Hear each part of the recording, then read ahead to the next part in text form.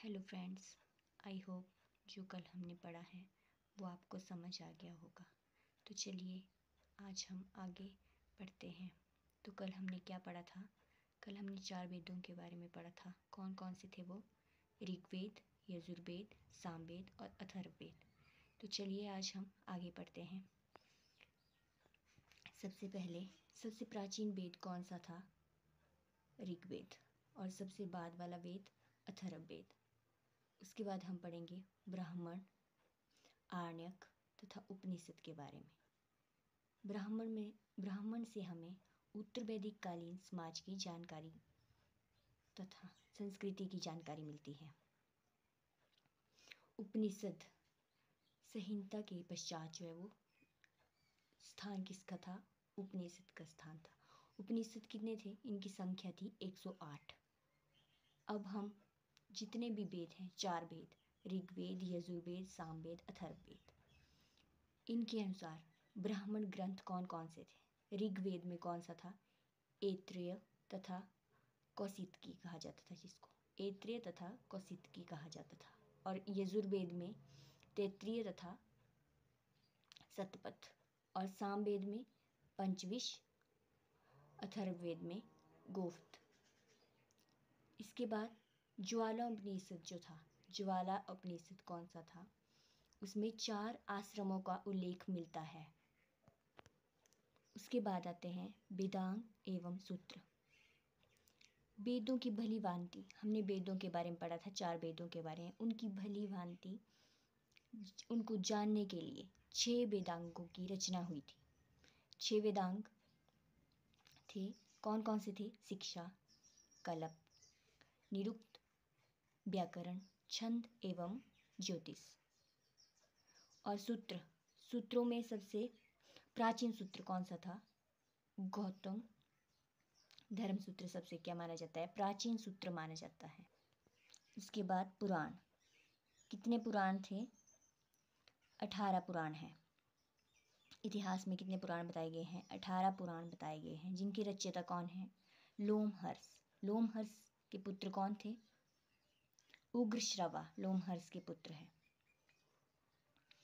5 पुराण जो सबसे प्राचीन पुराण और राजवंशों से संबंधित हैं। कौन से? मत्स्य पुराण, वायु पुराण, विष्णु पुराण, ब्राह्मण पुराण और भागवत पुराण। सबसे प्राचीन पुराण कौन सा माना जाता है? मत्स्य पुराण को सबसे प्राचीन पुराण माना गया है। इसके बाद विष्णु पुराण मौर्य वंश से संबंध रखते हैं। वायु पुराण गुप्त वंश, मत्स्य पुराण आंध्र सातवत से संबंध रखता है। बौद्ध, जैन एवं अन्य साहित्य के बारे में हम आगे पढ़ेंगे।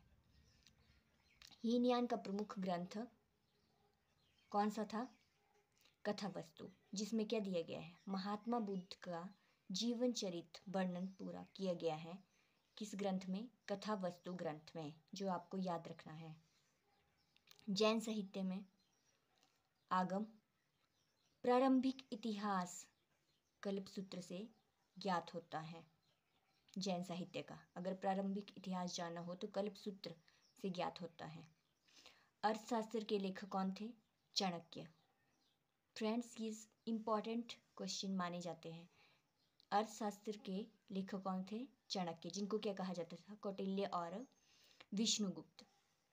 अर्थशास्त्र में 15 अधिकरणों एवं 180 प्रकरणों में विभाजित किया गया है अर्थशास्त्र को। कल्हण द्वारा रचित जो पुस्तक है उसका नाम क्या था?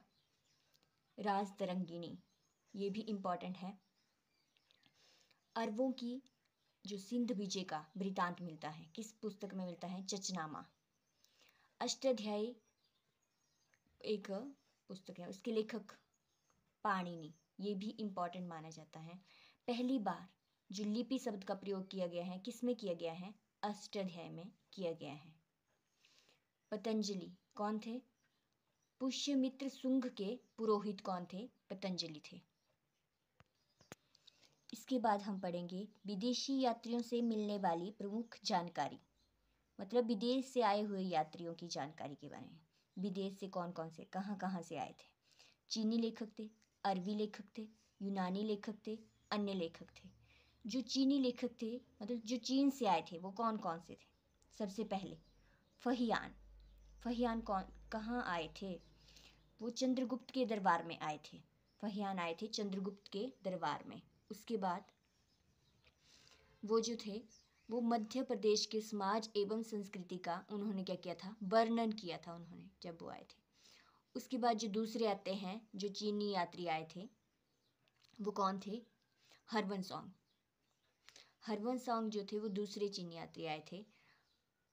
हर्षवर्धन के शासनकाल में वो आए थे उनके दरबार में। वो आए कब थे? 629 में वो आए और 645 में वापस लौट गए थे वो। उन्होंने अपनी शिक्षा कहाँ ग्रहण की थी? नालंदा विश्वविद्यालय, जो किस राज्य में पड़ता है? बिहार में। ये इंपॉर्टेंट माना जाता है। नालंदा विश्वविद्यालय बिहार में पड़ता है। कौन सी बुक लिखी थी? सीयू की। हरवनसोंग ने बुक लिखी थी सीयू की। दो और यात्री थे, मतलब जो आए थे लेखक, सेयुगन और कौन से? इत्सिंग। दो और जो आए थे, कहाँ से? चीन से आए थे। उसके बाद आते हैं अरबी लेखक। अरबी लेखक कौन कौन से थे? सबसे पहले आता है अल-बरूनी। अल-बरूनी कहाँ आए थे? महमूद गजनवी के दरबार में आए थे। उन्होंने बुक लिखी थी कौन सी? किताब उल हिंद और तहकीक ए हिंद, उन्होंने पुस्तक लिखी थी। उसके बाद जो दूसरे आए थे, इब्न बतूता। इब्न बतूता वो कौन थे? मोरक्को देश का एक निवासी था। उनका वास्तविक नाम क्या था? अब्दुल्ला मोहम्मद बिन तूता। उनको वास्तविक नाम ये पड़ता था उनका। फ्रेंड्स, ये सब जो भी लिखा गया है, ये सब इम्पॉर्टेंट लाइंस हैं जो आपको याद रखनी पड़ेगी। उसके बाद आता है मोहम्मद बिन तुगलक के दरबार में आए थे वो। कौन? Ibn Battuta. किसके दरबार में आए थे? मोहम्मद बिन तुगलक के दरबार में आए थे। उन्होंने एक पुस्तक लिखी थी, ये भी इम्पॉर्टेंट है, रेहला। रेहला एक पुस्तक लिखी थी। इसके बाद जो अन्य लेखक आते हैं, वो कौन थे? Taranath, Marco Polo. और तारानाथ तिब्बती लेखक था। उसने बुक लिखी थी कौन सी? कंग्यूर तथा तंग्यूर। कौन सी बुक लिखी थी तारानाथ ने? कंग्यूर तथा तंग्यूर ग्रंथ लिखा था। तो फ्रेंड्स, हमने पढ़ा कि विदेशी यात्रियों में से मिलने वाली प्रमुख जानकारी में हमने 4 चीनी लेखक, अरबी लेखक, यूनानी लेखक तथा अन्य लेखक के बारे में पढ़ा। इसमें से यूनानी लेखक के बारे में हम कल पढ़ेंगे। जितना भी आज हमने पढ़ा है, आई होप वो आपको समझ आ गया है। अगर आपको मेरी वीडियो अच्छी लग रही है तो प्लीज़ सब्सक्राइब माय चैनल।